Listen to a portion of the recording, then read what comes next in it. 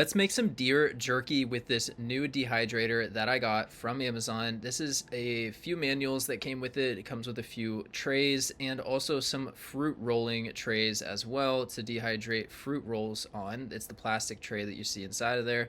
So let's go ahead and take a look inside, see what it looks like, also some of the settings, and then I'm going to go ahead and start the jerky that's been marinating for about 24 hours. So here's what came inside of it. This looks like an anti-slip pad that you can put underneath, and then this looks like a tray that you would roll out fruit on to be dehydrated for fruit rolls.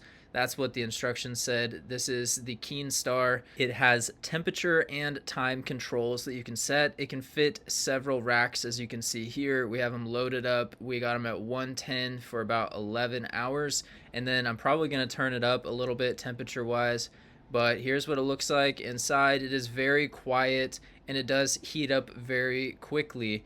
So we're going to come back and see what this looks like once it's actually finished. We marinated this overnight in some oranges and some soy sauce and stuff like that. So I think it's going to turn out pretty good. Here are the trays that come with it. They got these mesh trays that you would lay your meat onto, and then here's the fruit dehydration guide that comes with it, and here's the vegetable dehydration guide that comes with it, and finally you've got the meat, fish, and nuts and seeds dehydration guide. So it walks you through exactly how to use it, even though it's fairly simple. You just turn it on and set the temperature and time, and here is what the jerky looks like. I think it turned out really good, tastes great, and the texture is wonderful. Hope you have an amazing rest of your day.